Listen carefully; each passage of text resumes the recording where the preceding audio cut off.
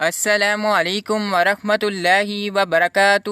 اعوذ باللہ من الشیطان الرجیم، بسم اللہ الرحمن الرحیم۔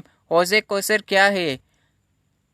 حضرت انس رضی اللہ عنہ بیان کرتے ہیں کہ نبی کریم صلی اللہ علیہ وسلم کو ایک مرتبہ اونگ آئی، پھر آپ صلی اللہ علیہ وسلم نے مسکرا کر سر اٹھایا تو صحابہ رضی اللہ عنہ نے پوچھا، اے اللہ کے رسول صلی اللہ علیہ وسلم، آپ کو کس چیز نے خوش کیا؟ آپ صلی اللہ علیہ وسلم نے فرمایا، ابھی مجھ پر ایک سورت نازل ہوئی ہے۔ پھر آپ صلی اللہ علیہ وسلم نے انہیں سورہ کوثر کی تلاوت کر کے فرمایا، جانتے ہو کوثر کیا ہے؟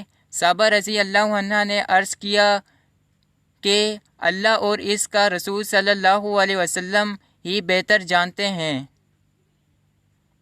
نبی کریم صلی اللہ علیہ وسلم نے فرمایا، کوثر جنت کی ایک نہر ہے جو اللہ تعالیٰ نے مجھے عنایت فرمائی ہے۔